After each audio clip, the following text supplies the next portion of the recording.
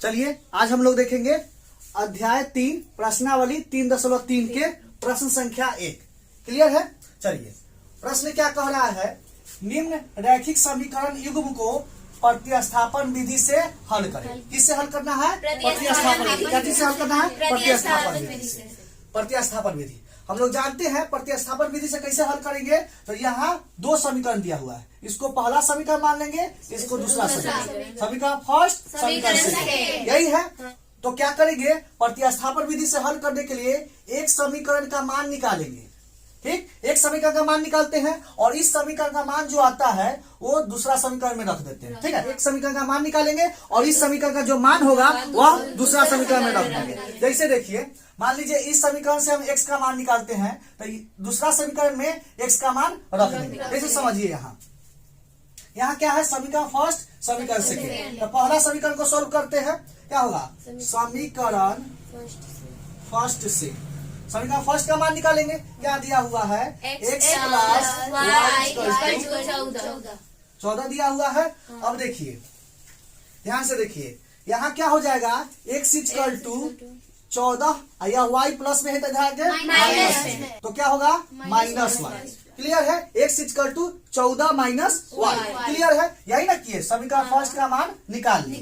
ठीक है, x का मान निकाल लिए। यह क्या हो गया, इसको समीकरण थर्ड मान लेते हैं। क्लियर है। और क्या करेंगे, समीकरण फर्स्ट में x का मान निकाल लिए, अब इसका मान कहाँ रख देंगे, समीकरण सेकेंड में। ठीक है, समझ में आया ना। प्रतिस्थापन विधि से बनाने के लिए क्या करेंगे, समीकरण फर्स्ट में x का मान निकालेंगे चाहे y का मान निकालेंगे, इसका मान निकाल कर समीकरण सेकेंड में रख देंगे। यही प्रतिस्थापन विधि होता है। क्लियर है। चलिए क्या करेंगे, x का मान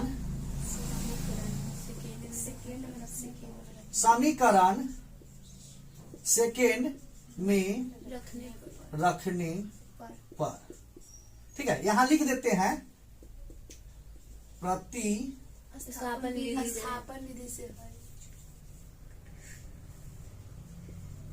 विधि से। क्या प्रतिस्थापन विधि से हल कर रहे हैं। क्या करेंगे, समीकरण सेकेंड क्या है, x minus y equal to 4 है। क्या करेंगे, यहाँ पर x का मान रख देंगे। x का मान क्या आया है, 14 माइनस वाई, माइनस वाई हो जाएगा, y इक्वल टू 4। क्या होगा, 14 और माइनस वाई जुट जाएगा, क्या होगा, हाँ जुट जाएगा, प्लस हो जाएगा, लेकिन माइनस में ही मान देगा। क्या होगा, माइनस 2y इक्वल टू 4। अब क्या करेंगे, यहाँ 14 को बराबर के उस साइड ले जाएंगे। क्या होगा, माइनस 2y इक्वल टू हो जाएगा 4 और 14 यहाँ प्लस में है तो बराबर के उस साइड जाके माइनस में।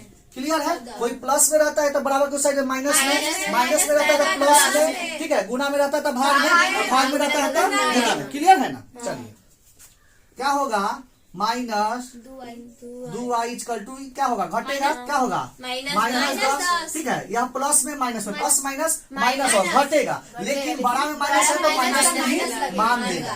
तो क्या होगा, y इक्वल टू माइनस 10, इधर गुना में है 2 तो इधर आके भाग में माइनस 2। क्लियर है, माइनस से माइनस कटेगा, 2 से कटेगा 5 बार, इसलिए y इक्वल टू कितना हो गया, 5। तो y का मान कितना आ गया, 5। क्लियर है। अब आगे देखते हैं, यह y का मान कहाँ रखेंगे।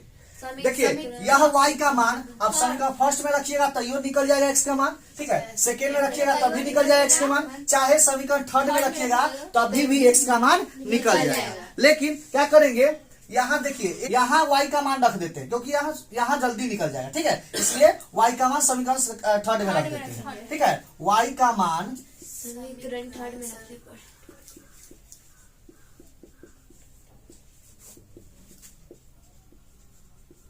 रखने पर, समीकरण थर्ड क्या है, x equal to 14 minus y. x equal to क्या होगा, 14 माइनस वाई के जगह पर कितना रखिएगा, 5।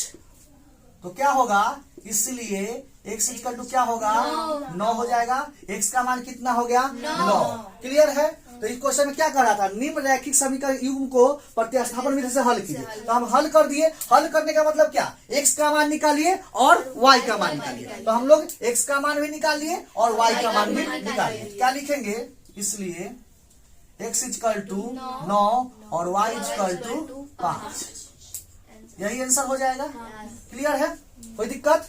कोई दिक्कत नहीं है ना, कोई दिक्कत नहीं है। नहीं। चलिए, तो यह क्वेश्चन यहाँ पर समाप्त होता है।